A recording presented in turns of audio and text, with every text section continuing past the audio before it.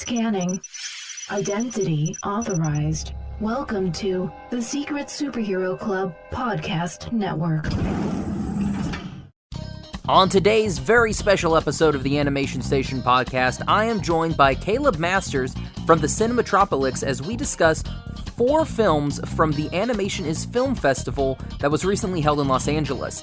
The films that we're going to be discussing are Buñuel and the Labyrinth of Turtles by Salvador Dalí, Funan by Dennis Do, Mirai by Mamoru Hosoda, and 3 short films from Studio Pinot titled Modest Heroes. Please check out these films when they're available in your area. They're all absolutely fantastic. Hope you enjoy this episode.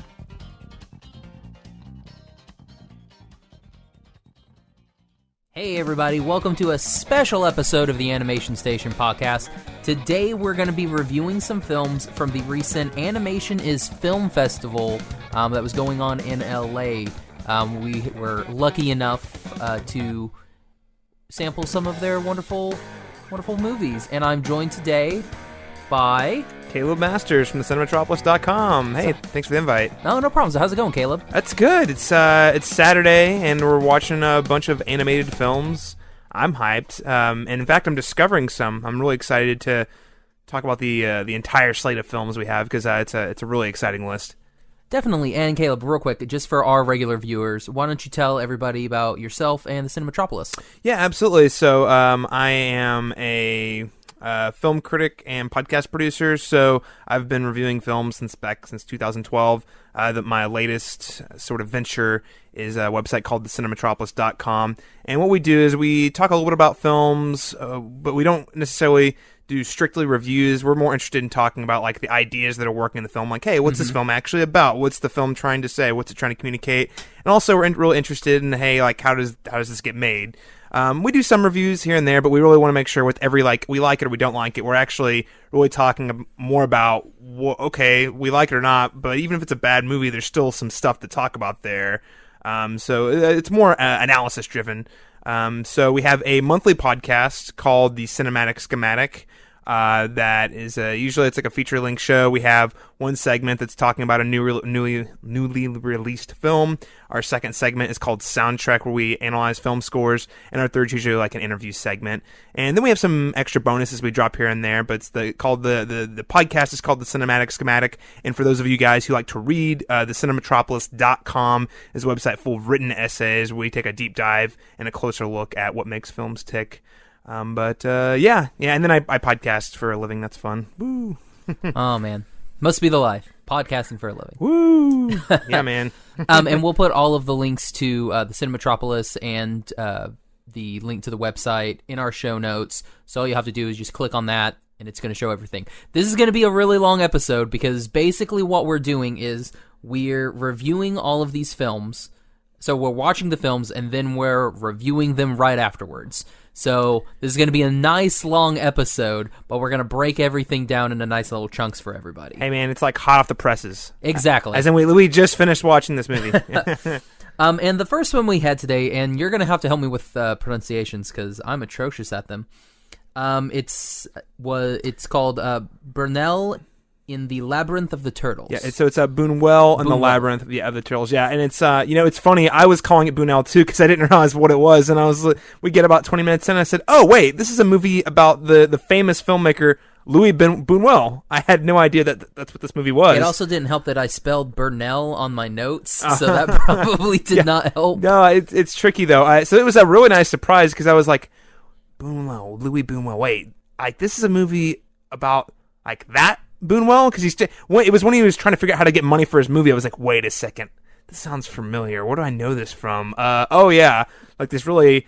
Louis Buñuel, for listeners who might not know, he's a very famous avant-garde filmmaker from Spain. He kind of made his name for himself in the 30s, doing very experimental documentaries. Or he started making documentaries and turned them into fictional works. I don't know. He's a very experimental film director, but he's highly acclaimed. I think 6 of his films have been ranked in the Sight and Sound magazine's top 150, 250 movies of all time. So he's a very well-regarded filmmaker in that sphere. And the movie basically more or less follows Louis Buñuel as he is on the adventure, and I'm not even going to try to say the actual Spanish name of the film, but basically it's his 1938 film, The Land Without Bread. This animated film is basically documenting the making of that movie. In animated form, which I thought was a really interesting decision. And I like that they do the cuts from like the animation to his actual film. Yeah. I like that they do that. That's really, really cool. It was a really neat tie because there were several shots where you see them framing up the shot with the camera, and all of a sudden you cut and it's live action straight from the original source, I imagine. Yeah. It was super cool, very effective. There were some of the more visceral moments of the film I thought came from the original footage. Exactly, yeah, like when they, and spoilers obviously, this was the world premiere, so we're one of the very few that actually got to watch this, so thanks everybody for that. So yeah, when we see the chicken get its head pulled off. Yeah, that was rough. And it's like, oh, okay. I was expecting a nice little animated movie. Yeah, I know. And that's the thing about Louis Buñuel, too. He's one of those kind of starving artist types. And what I mean by that is he's one of those guys who will bleed for the art. So he actually killed animals on camera. He was known to do that. He was known to do a lot of things that are definitely not considered ethical in filmmaking today. But he believed in the art that much that he thought it was necessary to rip a chicken's head off on the camera. And I like when I first started seeing that this was an actual movie, I was like, okay, this is really cool. But the history nerd in me, I was like, wait, we're in the 30s. Stuff's not gonna go well. And then when we get that end, when his friend and financier Ramon was executed, he and his wife were executed, and I'm just like, oh wow, yeah, this took a really sharp turn real quick. Well, yeah, no, it's interesting because you spend the entire film following the making of this film, his relationship with his financier and his producers, and of course at the end of the film. Really, the whole animated bit is everything's fine, but then we get those post the what happened after the movie, and it's like, oh, his financier, his name was stripped from the credits because he was executed because of his heritage or his beliefs. Yeah, they said he was a I think communist or fanatic or something like that. Yeah. Well, there's a lot of the communist scare. You noticed early on they were throwing a lot of heat. Yeah, a lot of fascists going up and everything. They kept calling. Help me with his name. Bunuel? Buñuel, yeah. Buñuel. They keep calling Buñuel a fascist like the entire time. When he first has his first video, right, or his first film, like people are like throwing. I thought that was a really cool scene too, where it's this animated screen, but he throws a chair. Like someone throws a chair through the screen, right? But it's live. It's like the actual film, yes. And so it's got like the actual film still playing. So you have that live action element mixed in perfectly, where this chair goes through this animated screen. And I thought that was a really cool scene. I was like, oh, wow, that was really, really good. And the whole bit with when we see death, yes. Yeah. I noticed it the first time when we see it. It's got that, it shows that wide, and It's got he and Death standing there, and like Death's this old man who looks remarkably like a Disney villain. Yes. And then, but you just see Death's shadow, and it's just all skeletons. Yes. And I was like, oh, that was really, really cool. I was hoping that they were going to go back and show that. Because otherwise I was going to be like, did you catch that? Did you catch that? Did you catch the skeleton? The skeleton? Yes. So, but they went back and I was like, perfect. Yes, yeah. It was a really nice touch, very ominous, a lot of foreshadowing. Yeah. And that's what's interesting about, telling a story, again, through animation, which I think is a really interesting choice for this film, about a historical figure. They work in a lot of foreshadowing about the journey he's going to go on through his life that, I guess, if you don't know about the director, you don't have to know that to see the ominous foreshadowing. But, when it's kind of like watching the Star Wars prequels or something. You're like, oh, yeah, I know where this ends up and it's not good. There was a lot of that vibes I was getting from the film. Again, mentioning the time period, this is the late 1930s. So we're entering World War II era by the time we get to the end of the film. Nazis, huge rise in fascism in Spain, and also... and then, of course, in Germany, you have the Nazis. So it's very dark times. Yeah, I would be interested to find out what happened to the two Frenchmen, the camera guys and everything. I would be interested to it was Ellie and I can't remember the other guy's name. I didn't get his name. I would be interested to find out what happened to them, because we found out what happened to Ramon, but I'd like to find out what happened to those two as well. That's going to be some Wikipedia digging. That's going to be... It's going to be probably Josh's night, just digging on Wikipedia. Digging. Hey, man, the nice thing about this is all this stuff is really well documented, so you can find... this is a filmmaker that's very well regarded, so there's a lot of interesting... there's entire books written on There's going to be a lot of reading done by Josh on this, because like I saw this, and then like I thought it was just going to be just a regular story. I didn't know anything about this. But then... Because like even with the little blurb that we got, in a stranger than fiction tale, befitting the master surrealist filmmaker Buñuel. Buñuel. Yeah, I need to write that down. Bunuel in the Labyrinth of the Turtles captures the moment when, based on a wild lottery ticket promise, Bunuel and his friend and new benefactor Ramon set out to make the unexpected and ambitious documentary of the how do they say it? It was like Las Herdes. Las Herdes.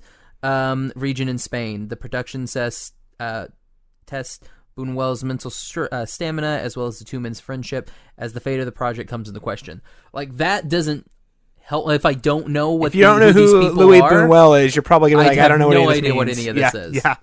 I was just like, oh, cool. It's gonna be I gotta make a film. Interesting. Yeah. I think it's cool because I do think. I mean, I don't know. What did you think? Did you think it worked well enough? Were you pretty engaged with the story at all, not having the historical context? Yes, very much so. There were parts of it that seemed a little bit long for me, but at the same time, there wasn't any part where I was like on my phone, like, because that's how you can tell if I'm not really on it, I'm gonna pull my phone out. Right. But there was no part where I was just like, because I wanted to see where it went. Yes. So I think if we were to watch this again, going back now, knowing what I know, I think it would be a much better film. Right. I mean, not to say that it, like, upon first viewing, it was trash or anything like that. Like, I really enjoyed this. But you didn't really know what you were exactly. I had no idea what I was going at. Yeah. No, I think that's a great point. Because, and I'm actually really glad you weren't aware, and I wasn't aware either. But once I caught on, I was like, I know what this is. And it's very surprising. I thought it was a really well told story, though. I think the characters are all likable. I think Buñuel is a very interesting figure, and I'm interested in how much this actually aligns, because I actually thought he was kind of I don't know if a jerk's the right word, because he was never mean, but he just he was focused on the art. Yes. And he, like, the money was no object. He would just like throw his money away like it was no one's business. He would kill animals on the camera. I'm like, oh, dude. I like how he was like, yeah, I bought this yellow Fiat. I'm like, that's like a Range Rover, bro. Yes. That is not a Fiat. Yes. Or I don't know. I don't know what 30's Fiat looks like. Or how he had those two guys from at the beginning, the taxi. He taxis in these two guys from Paris all the way to Madrid, I think, or something. No, it was past Madrid. No, it was past Madrid, because they were like, because this place is like almost to Portugal when they showed that little map. Yes. So it's like, wow, that's a long way. Yeah, no, tons. And he's just like, no big deal. And all his benefactor can do is smile and nod, and of course his wife hates him for it. Yeah. But I think this works really well as a film, with or without the historical knowledge, because I think it's a really compelling story. I really like how they incorporate some of the avant-garde styles and the visions he has and the dreams he has, because he's known for being a big part of that movement. When you're looking at surrealist film, which deals a lot with dreams, and I think that this pays homage to that without getting too surreal itself. I like how in the film he hates being compared to Dalí. Yes. But at the same time, like all of his dreams and everything that he has, like especially that one where he kind of like snaps in the bakery, and like the baguettes melt, and then he goes outside and everyone's kind of like pushing in on him, and then he sees the giant elephants on like with stilty legs walking through. That was really cool. I also like the other dream that he had where he was like filling up the Virgin Mary. Yes, at the beginning. That was such a strange I was like, sequence. What's going on? And then it's like, here's a giraffe, and then he opens the giraffe. It's like, look inside. I'm like, never look inside a giraffe. No, that's like begging for problems. And he kind of like opens it up and the chickens come out, and he's got this fear of chickens the entire film. Right. And I love that. I would like to know if that was real. I'm sure it is. I have to imagine a lot of these instances are at least based on things that he documented, like he made noted in a journal, or his friends knew had happened to him. Because it seems like it paid very close attention to details like that, which is one thing I like about it. I will say it does probably get a little slow. I'm not sure. There's only so many times where you can see them doing something crazy with the camera to get a shot before you're like, all right, we get it. You guys are really he's making you guys do whatever it takes to get the shot. So, I think you raised a great point about the pacing, but overall, I think it's a very effective moving film. Oh, I guess we didn't mention this film it's a Spanish film directed by I apologize for the pronunciation, Salvador Dalí. That sounds right. Yes, yeah. So I will say too, like there was just enough humor in this movie too. Mm-hmm. Just enough humor. Oh yeah, like it was really dry. It was very. It reminds me of like Christopher Nolan humor, where it's like there's not very much humor, but man, there's a couple like really dry smirk, and you chuckle a little bit, and you kind of chuckle like, is that this guy's kind of a jerk? Am I supposed to laugh at that? It's kind of funny. I had a lot of moments like that. Like I'll pay you 10 coins to rip one of their heads off. Yeah. The guy like looks over at the three guys. He's like, "Which one? Which one? Yeah. Oh no, the chicken." He's like, Yes. "I'd do it for a coin, but you're gonna pay me 10." Yeah. Like, there's really good stuff in there. I thought that was, there were some really nice little jabs that they would put in. Yes. It was kind of weird at the beginning when it's a Spanish film and it starts off and everyone like they're like you hear just these sounds like cafe sounds and like they're in France and everyone's speaking French and I was like, wait a sec, like that was French, right? Right, but it's coming from they're in France, but this is a Spanish filmmaker making a movie about a Spanish filmmaker. Yeah. So it was a little bit like, what? Okay, that gives some context that we're in France. Yeah. There is a lot of traveling in the film too. Mm-hmm. Very much so. And they do a really cool job representing that throughout the good old school Indiana Jones map hopping. When they travel from town to town. Thought that was a really neat little touch to kind of keep us clued in, like where are they at right now. Yeah. And I thought like the representations of the people that were in the film and then the people that were drawn, I thought that was really, really good. I really like the backgrounds, especially if let's talk animation a little bit. Yeah. I loved the backgrounds in this, like all of the villages that we went to when we were in the cities, when we were in the out in the wilderness, like all these different places. Everything looked really real. Everything looked lived in. It looked like they had gone out to these places and then just drawn them. Yes, it was really good. Yeah, no, I had that certain like really immersive aesthetic to it. I mean, it reminded me a lot the human faces, the character design reminded me a lot of the characters from the complete Persepolis. I don't know, have you seen that one before? I don't think so. Oh, that one's really good. It's another historical animated film, and it's actually based off of a graphic novel of the same name, and it's about a girl growing up in Iran, as it switches from a more progressive American-friendly regime to a much more extremist regime and the leadership, a huge cultural shift. But it's I kept thinking about that, going back to that movie a lot. Now that movie, it's all black and white. There's some differences there, but the way the characters are drawn, the way they move, and the type of story they're telling are very similar.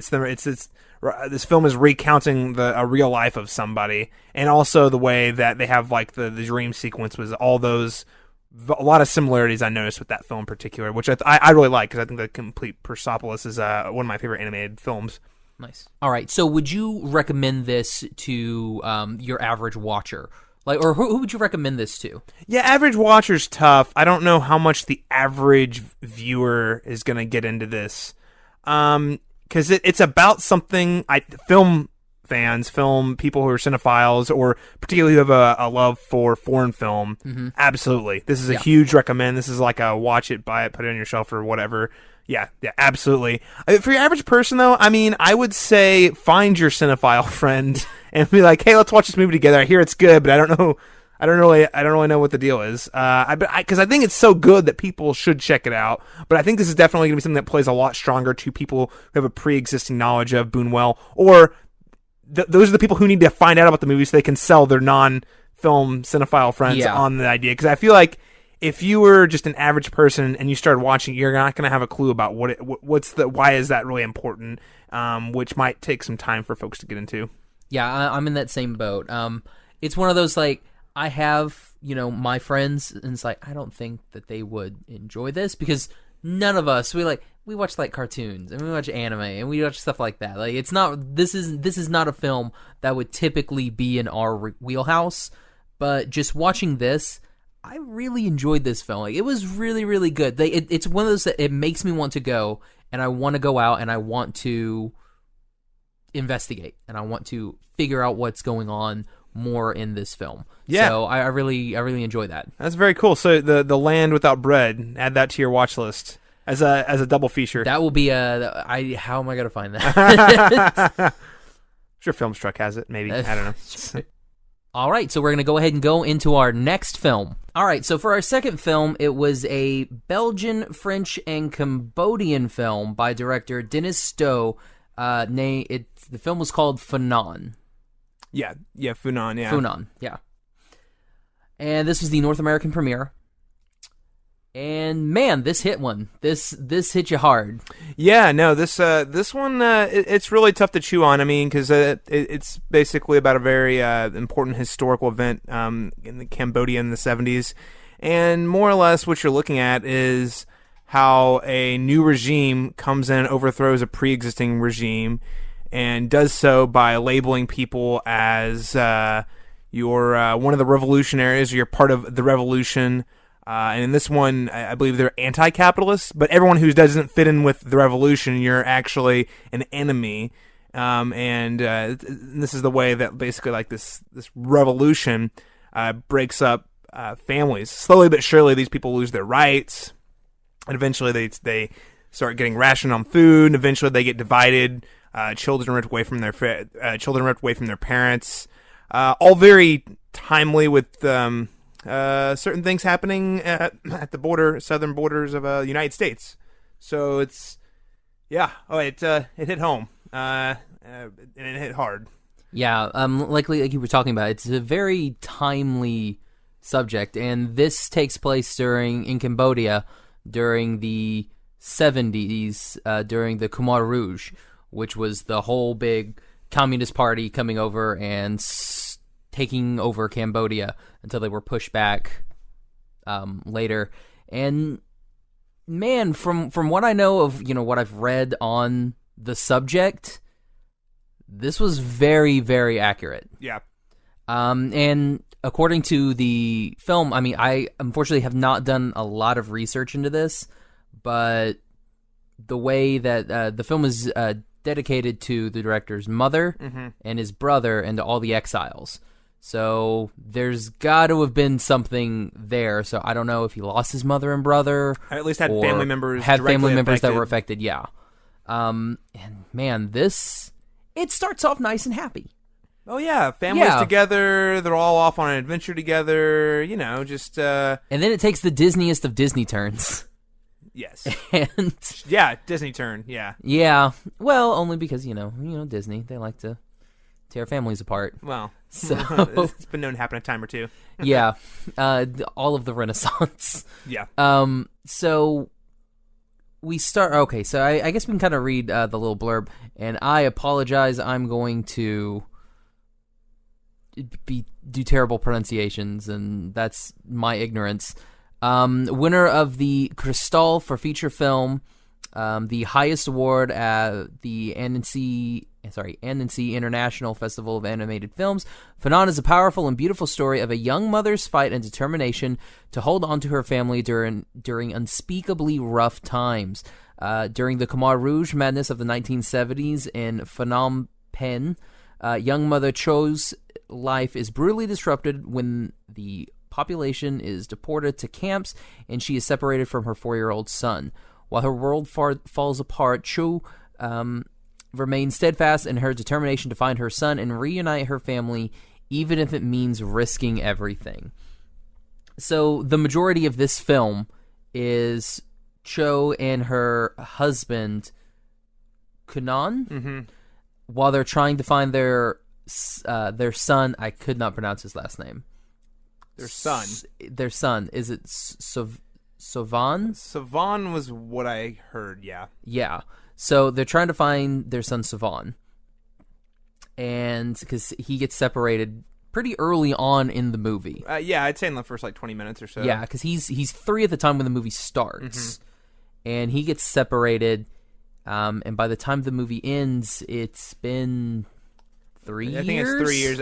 I believe it starts in 1975, and I think it wraps up in 1977, 78. Mm-hmm. So two or 3 years difference. Yeah, so it's been a while. So he's this young little 3-year-old. He gets separated with his grandmother. She goes back to find him, and everybody else, the rest of the family, is kind of moved off. I mean, and they're kind of forced into this other camp.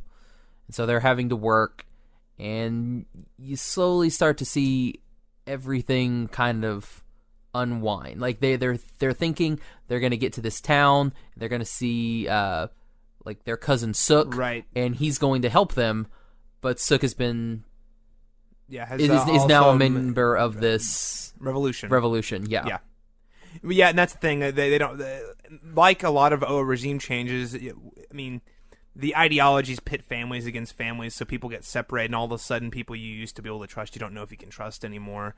And it's really tragic because it just feels like it's a snowball in the case of this story, because it's not just one thing goes wrong; it's that the family doesn't even realize what they're up against. Yeah. And what it's going to cost them ultimately to reunite and get to safety as well. And man, and this family, I do not know what this family's name is, but they go through so much throughout the course of this film.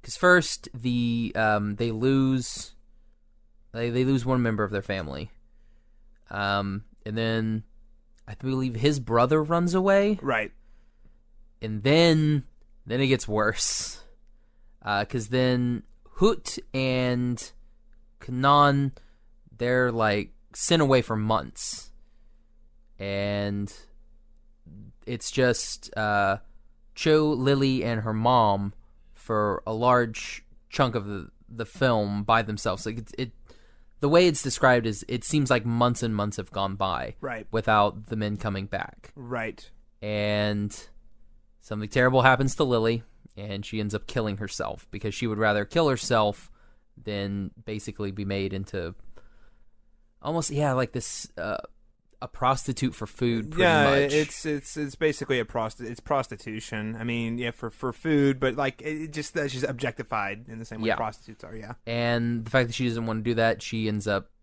committing suicide. Right. And then her mother just kind of. She dies as well, so it's basically just Cho left by herself. Oh, but I did like that Hoot came back, and when he came back, I was like, he's gonna kill this dude, and I want him to kill this guy so bad, yeah. And he did, and I was like, good. Which is sad, which is really bad to say, but at the same time, I'm sitting there, I'm like, I hope this dude dies. Well, I think that's kind of one thing the movie does really well, though, is he does get revenge, but it's not celebratory or glorified. In fact, no. I mean, really, it's a sad tragedy because this character is losing has lost a piece of his soul. So I didn't really feel like it's like you get your comeuppance, he got his comeuppance, but I didn't really feel like it was celebratory or like a audience moment. It's like it's more like a ooh. Yeah, it's like he knew he knew what he was doing. Oh yeah, it was one of those like, I'm gonna die, I know this, but yeah, and just I like the idea it's tapping into the consequences of violence. It's like you can get comeuppance and you can get revenge on people who have done you wrong, but at the end of the day, it doesn't really make you feel better. It doesn't really solve your problems either. I mean, It might feel all better in the moment, and I think this movie does a good job at displaying that overall. Yeah. Oh man, and then Kanan finally comes back. Because Choi is basically like she's checked out. She's done. She's gonna give up the ghost pretty much. And then he has possibly found their son. So he kind of like nurses her back to health, and she gets this will to live again. Right. And then they go off, find their son, which is there was a part when that happened, when they go to the the children's camp, and it's been bombed. Yeah, there was a part of me that was like, their son's there. There was a part of me that was like, their son died in this, right? And this is where we're going to end this story. Well, yeah, I mean, and obviously it's happier that it didn't that wasn't the outcome, but I mean that did happen to a lot of families, exactly. Though, right? You know what I mean? Yeah. Like a lot of families did lose their children that way, and again, I think it really speaks to how well this film demonstrates how regimes driven on ideology really dehumanize other people, and it comes at the cost of children and innocent people, and usually the poorest people in the country. So, yeah, that one hurt. I also like how you were talking about regime changes, and when you see this, it's like, yeah, comrades, yeah, you're gonna work for Angkor and everything like that. And I'm sitting here, I'm like, yeah, but you guys aren't. You guys are just you're forcing them into slavery, and obviously you can't say that because you're gonna get shot. Well, yeah, this is not a place where you can say, no, this isn't real communism. This is exactly. slavery, and no, you're being enslaved and saying, but you're part of the revolution, and you're gonna go and do all this terrible, awful labor for hours and hours and hours, eating very minimal rations, while people higher up the hierarchy are not having to do that. Mm-hmm. I mean that's definitely not kind of shows the huge flaw in not in the ideology of communism, but how with that particular regime change that was implemented, and that usually is how it is. A lot of ideologies whenever these are like ideological wars or these big regime changes that are pushing ideas, a lot of it's rhetoric. It's like, oh yeah, we're all gonna do this together, but really no. You're going to have people up top who are actually driving cracking the whip, driving the slaves, but they've convinced everyone else, or at least enough other people, that they are all part of the revolution together. Exactly. It's never really genuine, and I think that shows in this movie several times. Yeah, they do make a clear.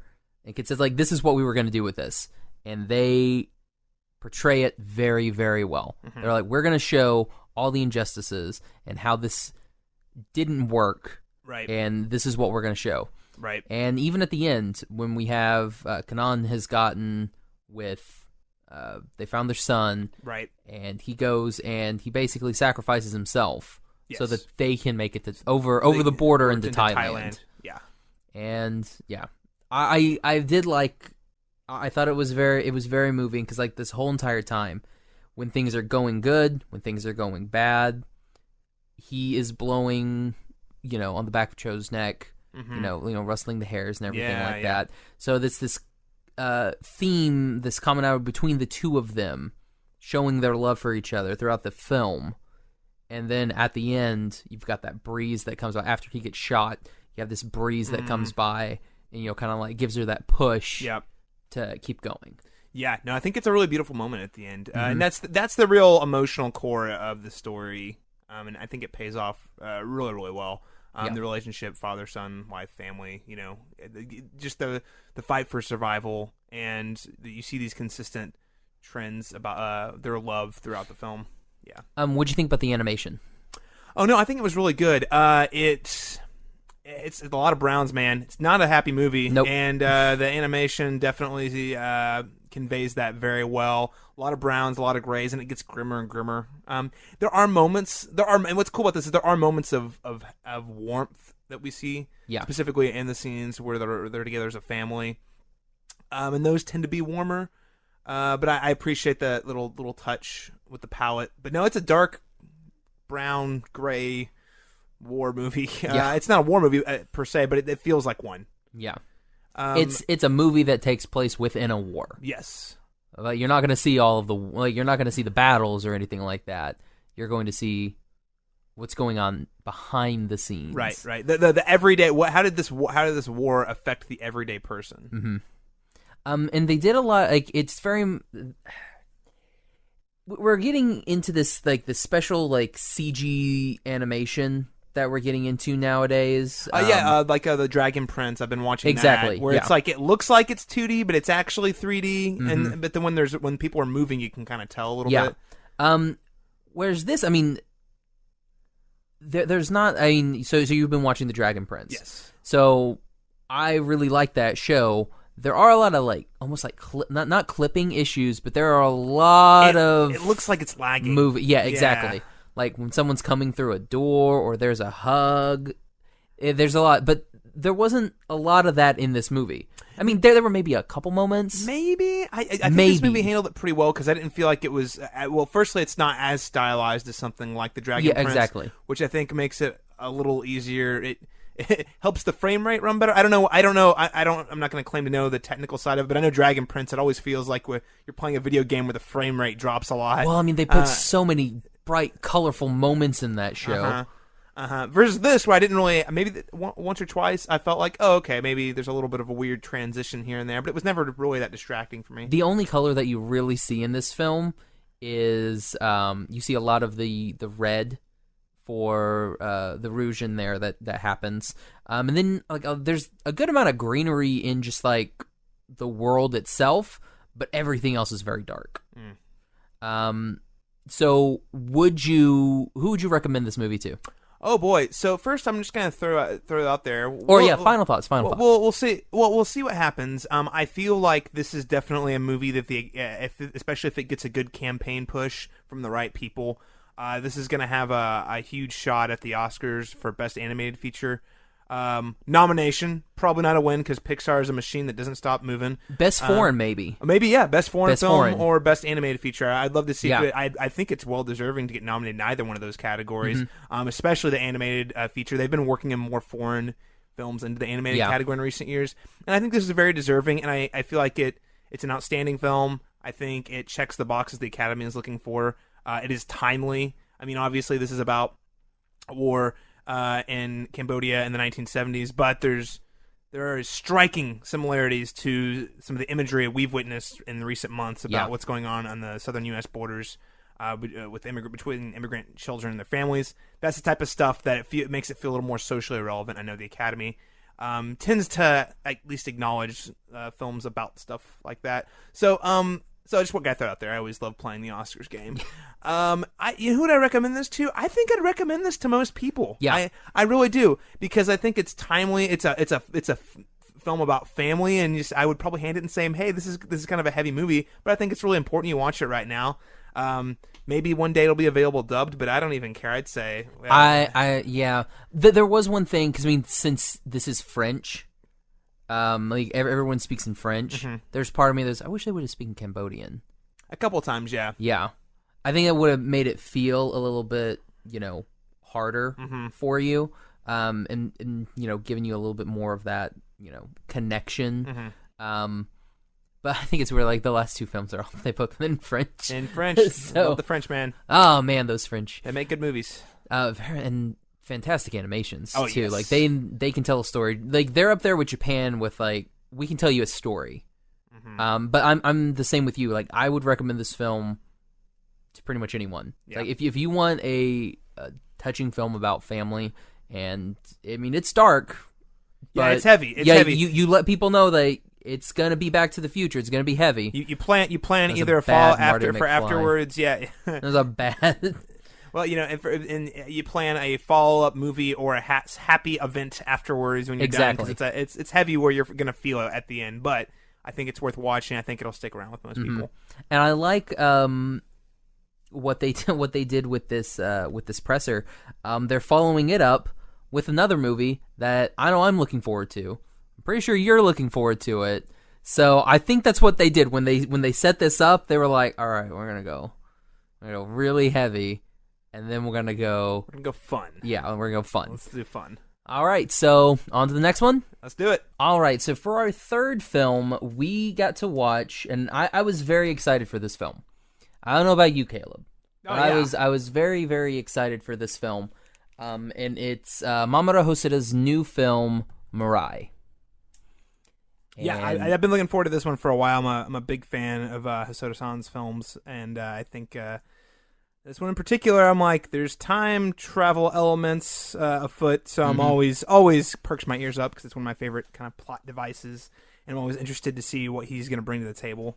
Yeah. So, we'll just go before today. What was your favorite, or is your favorite Hosoda film? I mean, Digimon are war games, man. Come on. No, it's not my favorite film. I like Summer Wars quite a lot more. Although Which It's is the just same- a longer version of Digimon War Game. It's the same movie. It's the same movie without all the brand, like without all the Digimon elements in it. Yeah. But it's very similar. It's like, all right, we're gonna have this big battle on the internet. It's gonna take place to these avatars that people have built for themselves. But it's longer. It's able to work with a lot of his ideas, family oriented. The idea of bringing families together to overcome great challenges and defeat evil. Really great film. Love Summer Wars. Digimon Our War Game, always gonna have a soft spot. And for those of you, or for those listeners who aren't familiar, that's part 2 of 3 in Digimon the movie. Because in Japan, the Digimon movie was 3 separate movies. Mm-hmm. How about you? And then it came over here, and we were like, Fox Kids was like, throw it all together. Well, yeah, because they cram it into like an hour and 30. Because I want to say none of them were very long. Well, none of those. Well, our war game's 40 minutes. Yeah, they're all none of them are like.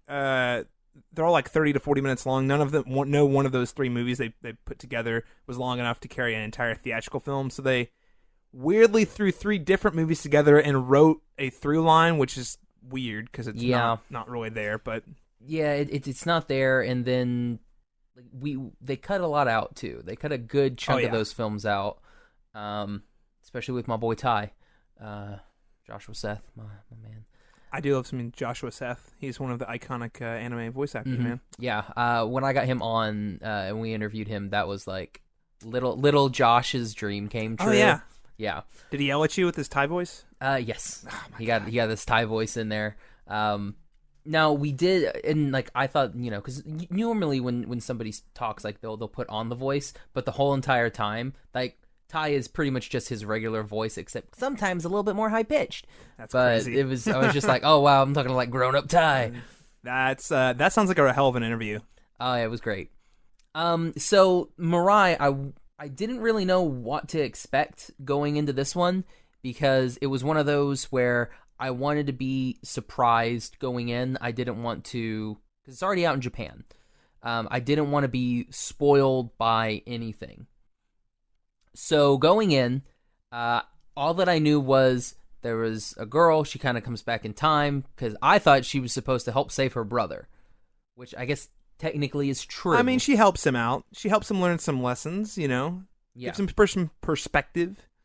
What did you, initial thoughts, what did you think about the film?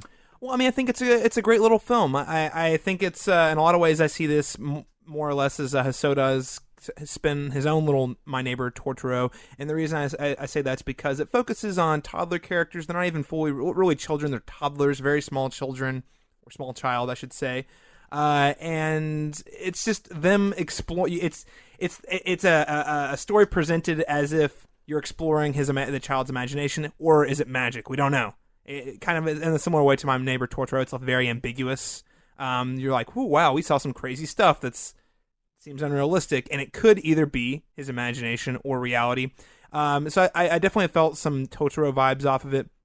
I think overall it's really good. I do think it does feel like it drags on a bit in the middle. I think it had a strong start, strong conclusion. Loved how everything wrapped up and how he really. I'm at first they were kind of playing the family themes, the idea of like family ties very subtly, and I was like, huh. I really wish they'd go a little further with it, but then the last act, he goes all the way into like the weird kind of fantasy, spiritual essence and idea of family and how what your great-grandpa did in the war has impacted your uncle, and if all these things hadn't happened, you wouldn't be who you are, and just kind of put some perspective into the value of the relationships we have with our siblings or parents or cousins or grandpas. So I think it turned out pretty well. I can't say it tops Summer Wars is my favorite of his films, but I still think it's a great Hosoda film nonetheless. Exactly. I was really happy with the film. It was good. There were some parts. Now I don't know. It may have been my laptop, or I don't know what it was. But when I watched it, I had this massive drain of color. Oh. That's unfortunate. That was a little bit weird, but a very colorful movie. Yeah, but it was weird because like if I went in and I changed the like the quality from like auto to like 1080 to like 720 or anything like that, it would flash the actual color of the movie for a second, and then it would go back to this very muted movie. Huh? That's strange. So I ended up having to watch it again. I think it may connect, But it was some weird weird that it setting would. with Vimeo. Yeah, I have no clue. It was really bizarre, but I was able to watch it with the color, which was very nice. Other than that, I had a lot of strong feelings towards this. Like it reminded me a lot of Girl Who Leapt Through Time. Yeah. So I was very much Girl Who Leapt Through Time the entire time. No pun intended. Oh, awful puns. So I was very much in with that, but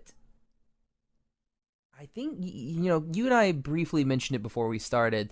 This movie does take a while to get to where it's going. Yeah, it really does. So, I mean, I want to say you don't know you don't even find out Mirai's name, like what Mirai, the significance of the name of the film has to the movie until like 20 minutes in, I'd say. About, yeah. I'd say ballpark of 20 minutes.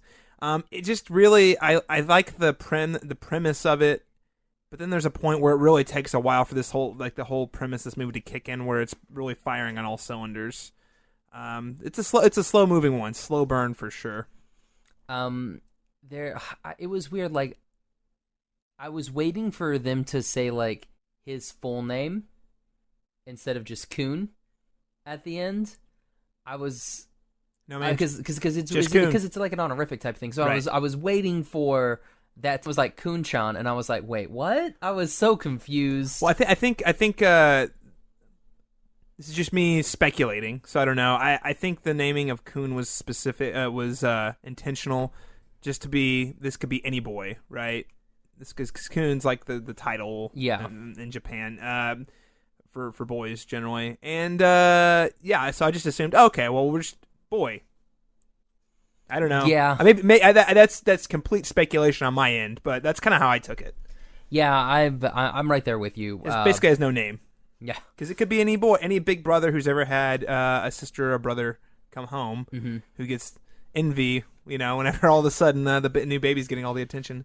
So we don't really want to spoil this, just because this is getting a U.S. release later in November and the beginning of December. So we're not really going to spoil like key plot points of this film, other than the fact that great grandpa was a very attractive man when he was younger. Yes. I was like, dang. And there's time travel involved. I guess we've already slipped that out. Well, I mean, it's one of those, like, that was part of the credits, like, or it's part of the synopsis for the film, right, that even GKIDS was giving out for their trailers. So we kind of knew that there was already going to be time travel. And there's a gelatin cake that looks phenomenal in this movie. Did you see the gelatin cake? The gelatin cake, yes. I looked at it and I was like, I really wanted to know if gelatin cakes like that exist. So a brief Google search later, those gelatin cakes are real. They are. And they look phenomenal. They do. You want to fly to Japan and get one right now? Let's go to Japan and let's just go get a gelatin cake. But what did you think of the animation in the film? I think it's pretty consistent with what Hosoda-san's done in some of his other films. It's a little more simplistic than other anime out there. But I like everything feels like it's soft. It's got everything's got like a soft coat of paint on it. Like even when it's very vibrant, the people, they look soft. It doesn't look quite as what's the word I'm looking for? The color palettes are soft. The people look, I don't know. I like that. I don't know. I like his character design. Yeah. If you've seen the character design, his other movies, you know what I'm talking about. It's a lot different than what you see in something like Dragon Ball Z or even Ghibli films, for example. So I like that bit. I think it does what he does best. I think it's pretty consistent with Summer Wars. And again, I don't want to spoil the end of the film, but they do some really colorful, elaborate things that remind me a lot of the way he designed the internet in his previous film, both Summer Wars and Our War Game, where you're like, oh, we're doing some cool stuff with circuit boards and making it appear like a lot of different things are going on with that same type of animation. So I thought it was great. I mean, like, it's consistent. I was never surprised by... Well, actually, you know what? That's not true. And I can't spoil it. There's one character in particular. Yeah, I know exactly what you're talking about. That was wildly different than everything else in the movie. I think we can spoil that because it is in the preview. Well, I will... Mum's the word. There is a character that is wildly different that shows up about 2/3 of the way through the film, or maybe even later, really close to the end of the film, that is animated wildly different. And I thought her, whatever, was awesome. Yeah.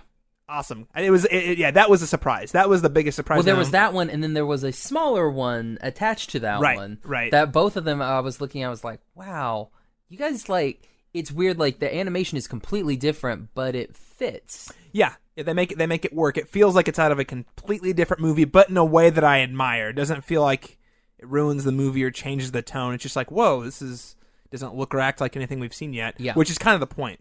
We're in kind of a nightmarish blur at the time, so. I also want to give a shout out to, I really, really dug the editing style for this one. There's a lot of that. It's an animation, so it's not, in more traditional film, you'd say like cross-cutting, or you have a lot of shots where you see a character move into one room, and then we pan, and then you pan just up, and the same character's doing a different thing. But we don't see them get from point A to point B, and that's a really, really clever way to show the passage of time that I really admire. Like, this character, we see him walk across the frame. Oh, this character's doing X. Well, now they're going to be over here. We're gonna instead of cutting, we're gonna pan to a different spot in the house. It's a different thing else. It's really clever. Definitely gave me the sense that we're going through days and weeks of time at a time with these edits. Well, it's cool that you say that, because I noticed that too. Like, in like one of the first scenes that we have, when Kun's grandma comes down and is going like across like the yard area down to his little play place entryway. There's one of those. It's like a pan. But, like, because she starts here at the top of the stairs, and then we pan, there's a tree, and then she's at the bottom of the stairs. It's like, you didn't walk that fast. But I like how they did that, and then they kind of up their game from there. It's like, here's just, like, 30 seconds, but then we're slowly going to get longer and longer and longer and longer as time progresses. I do think as well that this movie, just coming off of the last movie, like his last major release, which was The Boy and the Beast, the animation looks a lot cleaner. Sure. Than all of his other films. Like this, like the animation on this one, everything looks a lot cleaner. Because there are some parts, say like in Wolf Children or in Boy and the Beast, where some of the characters kind of look a little bit. It looks a little weird. Sure. But then in this movie, everything was really clean. Everything was really compact. Right. You didn't have any really bizarre angles unless you needed to have really bizarre angles. So I really enjoyed that. So just watching it, you can see a progression in his films. Yeah, no, I think it's continued evolution, because I never saw anything in this film that didn't look like something I had seen in one of his other films, other than the one character. Yeah. But it feels like it's a through line. But yeah, cleaner, more polished, maybe a little more refined. Yeah. I just really like the idea he's dealing with here, because it's a theme he's always going back to is the idea of the crucial importance of family. We saw Summer Wars, that being a big thing. Wolf Children, that's a thing. Beast and His Boy, a little different, but I still think the idea of family and kinship's really, really important. In this film, I like the idea that he's really playing with some in some really fascinating ways. The idea that family ties go deep and they influence us in ways that we often don't realize or ever see. I think that's really cool. Kind of adds some weight and value to the relationships we have. Exactly, and I think it's going to be cool that we're actually going to be able to see this on the big screen pretty soon, relatively soon. It's not like one of these, like something that we had watched previously. And I did find out on the GKIDS site that Modest Heroes is actually going to come out as well. It's going to get a theatrical release. Oh, and excellent. So I'm like, oh, that'll be nice to actually see that on the big screen as well. You may not know, audience, we kind of flipped back in time. Because like this is gonna go before. Never mind. It's time travel. We're magic. Time traveling this episode. Editing magic. Yes. So you'll be able to catch Mirai in theaters. There's a subbed and dubbed showing November the 29th, then a subtitled showing on December 5th, and then a dub showing on December the 8th. So excellent. I'm actually really glad you mentioned that, because we didn't mention that we actually watched the subtitle. Correct. Yeah. I'm curious to see the dub, because the dubs on his films are usually pretty good. I'm pretty sure Michael Sinter-Nicholas will be in this, because he is in the majority. If it's an anime film, Michael Sinter-Nicholas is gonna be there, and Stephanie Shea, she will be there as well. like they were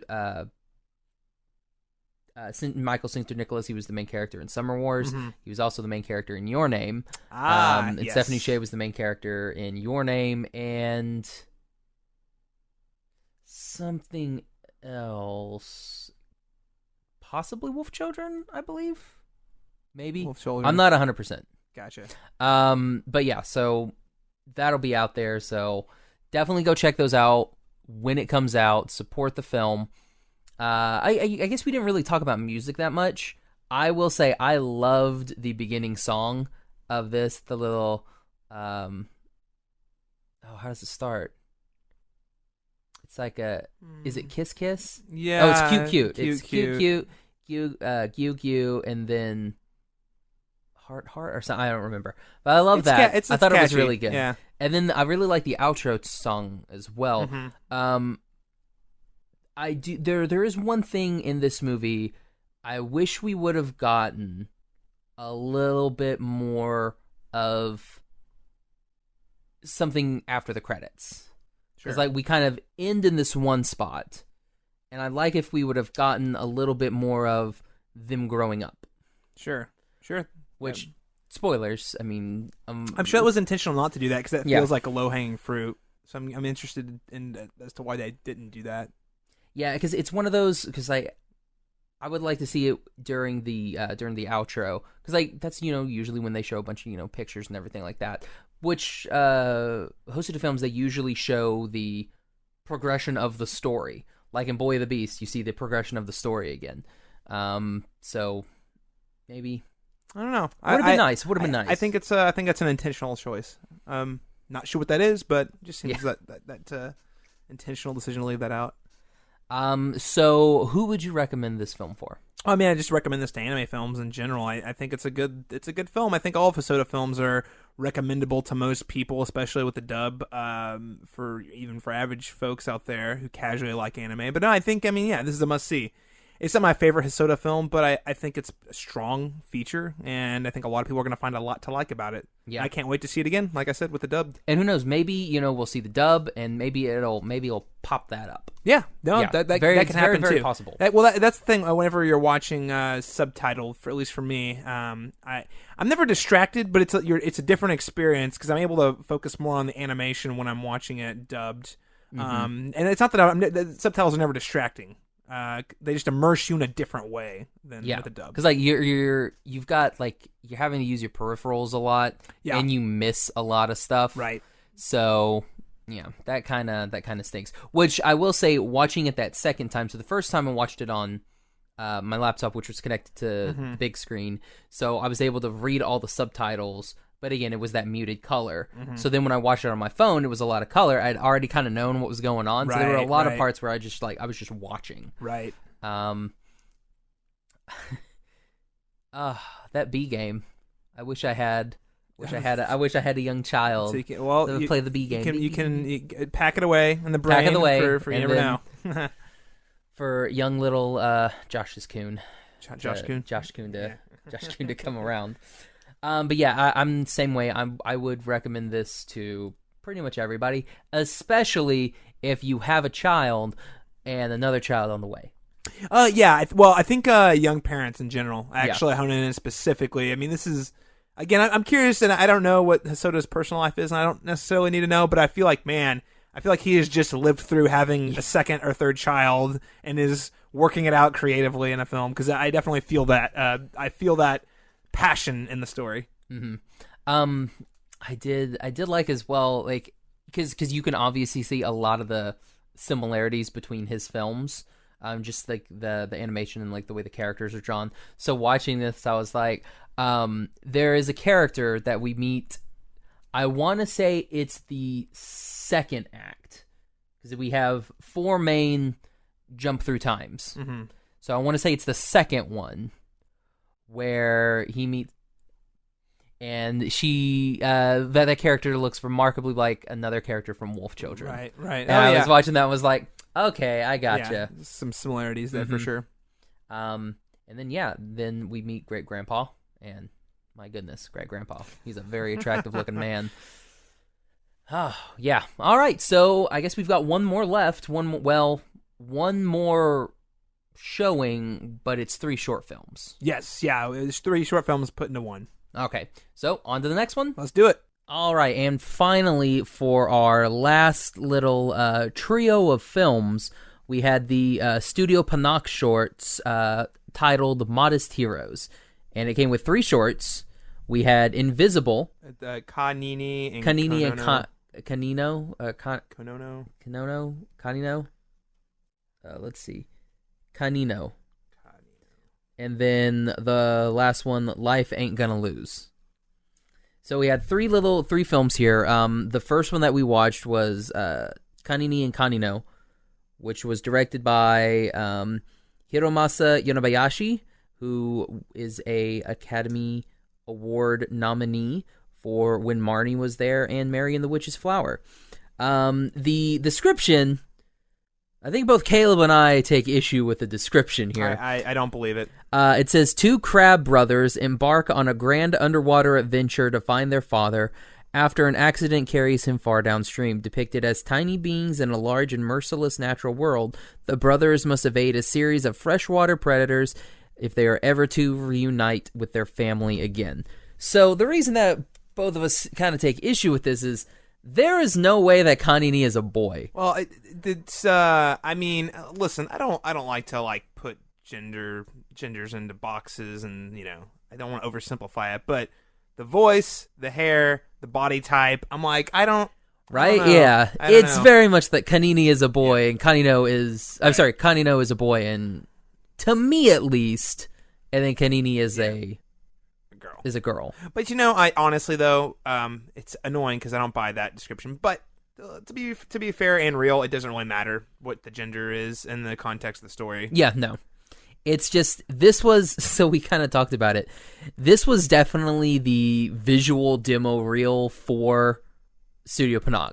Yeah. They're like, all right, we're going to show that we can do water like nobody's business. And floating 3D stuff that looks cool. Mm-hmm. Lots of that. And they did water like it was nobody's business. It looked really good. Especially, so when our first shot off is just water trickling down a stream. Mm-hmm. And I was like, dang, that water looks good. It does. That water really looked good. Really good. The fish looked terrifying too. I would not want to fight one of those fish. Nope. Be anywhere close to one of those fish. Nope. And I like the designs for the 2 characters, and then Dad, who was very big. He kind of reminded me of. Have you seen Day of the Crows? No. It is a French film. It is fantastic. He looks very much like the dad from Day of the Crows. Very cool. I'll have to check that out. Yeah. It'll get you. It'll get you in the feels. I was just thinking it was more like the dad from, Little Mermaid or something like that. Yeah. That big kind of burly big bird beard rather, And it's weird because a little bit El Macho in there. It looks like they have a lot of siblings, and then the mom just is pregnant, and then she just kind of leaves. Okay, yeah. There's a lot of things I don't understand about this one. Did she go to heaven? She ascended up high and had babies, and then came back down. And then also, the short frames it like it's this brother and sister, or siblings, I should say, them versus by themselves. But then at the end of the short, we see them swim over to the next log, and there's just tons of people. I was like, yeah, that was a little bit where it's where were you guys 3 minutes ago? Right. You totally could have helped us save our dad. We didn't have to go through this. And Melissa, maybe that's a trial. Maybe that dad constantly keeps getting beaten up. He likes to put his and life those on are the all line the for older trial. brothers and sisters. It's a brutal trial, man. Yeah. Brutal trial. But I like you said, I don't really think this is that much about the story. It's a fine story. It looks really cool. It's fun. And coming off of the last 2 films we watched, it was a nice breath of that's a nice breath of fresh air, that's for sure. Very much so, very much so. So then we have come to our second. Well, okay, so who would you recommend this to? Anime fans who have time to kill on the internet.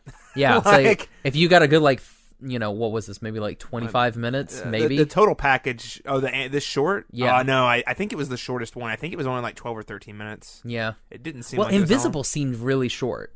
Yeah. There were a couple things in Invisible and then it was over. Yeah, I don't know. I think this is a good, if you're just wanting, if you love Studio Panak that much, yeah, Or if you love Ghibli, because it's got Ghibli because it's very much like, and that's what happened. Like Studio Pathak was formed because Miyazaki decided like he wanted to retire, quote unquote, this time. So he wanted to retire, and Ghibli was just shut down for a while. There was no content. Yeah, they all wanted to have jobs still. Exactly. It's like, well, I mean, we're not really doing anything. We want to produce more. We want to make more things. Well, I'm sure these people all worked really well together too. I mean, it shows in their work. So they're like, hey, let's keep this party going somewhere else. So yeah, for fans of that, some Ghibli fans in Studio Pathak, and you just have like 20 minutes you want to kill. Yeah, if you watched Mary and the Witch's Flower, and you're like, you know what, I could use the same type of character designs here. Yep. There you go. Yeah. Then we have our second one, which of the three, personally, my favorite. I really liked this one. I did. No, I think I agree. I really like the second and third one better. I like this one and Invisible quite a bit more than I like the first one. But this one had a little heart to it. The stakes felt real. Yeah, this one is Life Ain't Gonna Lose, and it was from the acclaimed animator Yoshiyuki Mamoros. I think that sounds right. He's the key animator on Takahata's films at Studio Ghibli and the animation director of the video game Ni no Kuni. So I do love me some Ni no Kuni, the first one. That is the first one. Have you seen Have you played the second one yet? No, but my understanding is, well, I've played a demo for it, but I hear from reliable sources it's quite drastically different than the first game. Oh, okay. And they didn't use the same studio to come back and do the cutscenes, so sad day. I know a friend of the show, Jared Mariyama, he is a big fan of Ni no Kuni. So yeah, Ni no Kuni 1 is an incredible game. So Life Ain't Gonna Lose. Well, I like this one because it felt like it immediately established stakes.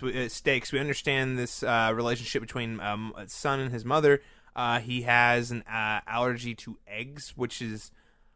that's a tough one, man. That you're basically, and I mean, in a lot of ways, it's not quite vegan because you can still have milk and dairy, but eggs is in so much stuff. Like, it really puts a huge limitation on that, and that's what I really liked about it. I felt like I never really thought about, wouldn't it suck to have an egg allergy, or just any sort of major allergy? Mm-hmm. Like I am fortunate enough to be allergic to so far anything. Yeah, knock on wood. Yeah, exactly. Yeah. This is fake word.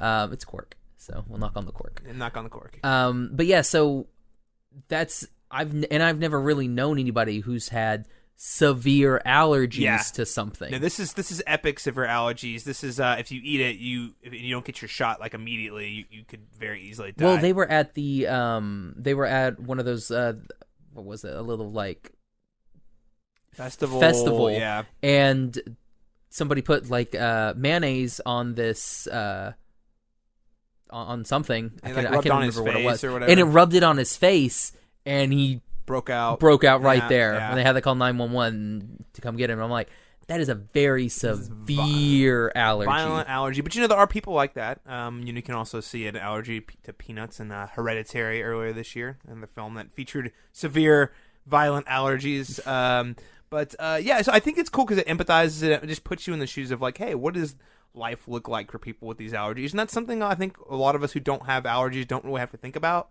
And you certainly don't see it humanized this way, where it's like, it's not just we probably, at least me, I'm thinking, that's a huge inconvenience, that sucks. But when you see it unfold in the story, you're like, oh my god, this really wrecks your life a little bit. Because it's like, what was it? It first starts off when he's in the hospital, and everybody's trying the different foods, so they think they can eat food, and he goes. And then it was something, what was it, like a formula or something maybe, when he was a kid, I guess? They didn't really, delve too much on that one. Right. And then there was one where he was at a birthday party and he couldn't eat the cake. Yeah, I ate the cake and got, deathly ill. Yeah, and then we had the part at the festival, and it's just one of those, man. But I will say, I do like the fact that all of the kids in this story are all accepting of him. Yeah, they're not jerks. From what we've seen, at least. Right. Like, they even know, even the boys that were kind of teasing, they were like, oh, we got to put the blocks up, and so they block their face so they don't actually spit egg and in or anything like that. I thought that was really, really cool. And he got himself a little boo too. That's right. So, there you go. Gotta have yourself a little girl. Well, I liked the animation style. Let's talk about that too, because it's I think this has probably the most creative animation style of the bunch, because it evolves over time. And again, it has, we talked about it earlier, but it's the animation style where it's partially rendered in 3D at times, and specifically at the beginning and the end, I noticed it quite a lot. Mm-hmm. And I'm still not sure I love it, but then throughout, when everything gets more stylized. That's when I didn't notice it as much. When the animation got very stylized, I didn't really notice the transition to the more 3D elements. The color palette changed. It turned a lot more into almost like a water painting at times. Yeah, in a lot of the colors that they were, it was very much a lot of yellows and a lot of whites. So it's very much a lot of egg colors. Didn't even think about that. Yeah. Good point. It was very much like an egg wash, if you will. But I did like... Well, I take that back. There were parts of it with the animation that were a little bit weird for me. When we have the mom dancing with everybody, towards the end when she right before she slaps the cookie out of his hand, that was all right animation. But then when you see the studio and she's teaching the dance class, it looked like they were just wacky wavy inflatable arm two people. It was I was really what was that thing? They were into it. It was super Zumba. Then that cookie. Almost ate a cookie. Oh my gosh. She's you could have died. Woo. That mom has passion. Mm-hmm. I did and it does, so they've got pretty much everything down to a science with him. He knows what not to eat. He knows how to do everything. This was kind of like a moment of, the cookie part was kind of like a moment of weakness because he was paying attention to his mom dance. And, someone put the cookies out and he just wasn't paying attention. He was going to eat a cookie. But so he kind of knows all of these things. And then the ice cream happens. Right. Okay. So he's eating ice cream and finds out after he takes his first bite that, oh no, the ice cream we've always gotten, they've updated their formula and now it has egg whites in it. Mm-hmm. I like how he immediately freaked. Yes. And was just turns around, egg yolk. And it's oh, snap. So calls his mom, everything. And knows where the shot is prepared. Mm-hmm. Yeah. That was it. And that was really, really, I was watching the whole time, and I'm just thinking, please don't die. Yeah. I'm no. Don't. This would be where it gets you. Downer. We've had too many downers today already. Yeah. Let's end on an uplifting note, which it does. All three of these end very upliftingly. Yes. Yeah. Yeah. So it's a nice touch, though. I thought this one was probably my favorite as well. Yeah. It's close, though, because I really like the next one, Invisible. I think that's a great one, too. I like the gimmick, so to speak, which is, you want to... I guess Life Ain't Gonna Lose. It's he makes his directorial debut in with a very different kind of story. Shun is an 8-year-old boy living in Tokyo who suffers from a life-threatening allergy to eggs. While his mother works hard to protect him and lead an ordinary life, one afternoon, Shun has an unexpected encounter with an egg product, and he must begin a race against time to save himself. That makes it sound a lot more rawr than the whole of the short is, but, and then our lastly is Invisible, which is the directing debut of Akihiko Yashimata, a talented key animator on many Studio Ghibli and Hayao Miyazaki's best-known films. Wow. It's about a young man who wakes up one morning to discover that no one can see him. As he finds his life beginning to quite literally float away, a monotonous decision... Wow, that's not a word. That's a bad word. A monumentous decision, probably not monotonous. A monumentous decision gives him a chance to reclaim his humanity. Yeah, I mean, I think that's an apt summary. I actually did feel like this was the most Ghibli-esque of the three. Very much so. By a lot. And I thought the animation style was really cool. Had a good look to it. Had that whimsy feel that I get from Ghibli films often. Definitely more so than the other ones, even though whimsy, but it was still set in everyday Japan. Yeah. I don't know. I like the visual of how the guy putting the glasses on. You can see his glasses from behind when he's on his bicycle. Mm-hmm. It's really cool. It's very much have you ever seen Padma Inverted? Mm-mm. Oh man, you need to watch Padma Inverted. It's very much the same. Well, it can't be. It's not the same story, but it has the same type of. Visuals, if you will. Yeah. one person's floating up and everything like that. It's the whole crux of the story, so I don't want to ruin it for you. Okay. But yeah, so it's a lot of people floating up. So boy and a girl kind of have to like hold each other so one doesn't float away into space pretty much. So when I was watching this, I was like, wow, this is very much like Pata. Because like I was wondering, it's like, why is he like bringing that like fire extinguisher with him everywhere? I was really confused. And then when he throws it and everything starts to go weightless, I was like, oh, that's the reason. So I thought that was really good. I thought it was, I get that nobody can see him, but like people should be able to see like the clothes and everything like that. Like the world should have still worked because like the world is working for him 90% of the time, except when it comes to like electronics. Right. Like the computer doesn't work, and then the ATM doesn't work, and the automatic doors don't work. And then she was able to like go through him. Like the clerk was able to run through him. I think with the reason I'm also diving way too deep into this. Well, yeah, because I think a couple of things. I think one, I don't think it's meant to be taken super deep. I think this is just him walking around with the clothes and stuff is meant to visually represent for the audience where he's at, not necessarily where the world sees him at per se. One and two, I don't think it was meant to be like super, broken down per how he interacts with each piece of tech or what. But I thought it was cool. I thought it was fun. Love the bike. The bike, yeah, the little moped was really, really cool. I like that there was that other person who was there too. Yes. Who had like the dog that had like the little walking like handle thing on it. Right. And I thought that was a really cool touch. It's like, oh, so you need to be grounded as well. So you use this dog. That's very, very clever. That's very, very clever. Well, I think it kind of speaks to the way we all have certain possessions or people or pets in our life that kind of keep us down to earth a little bit.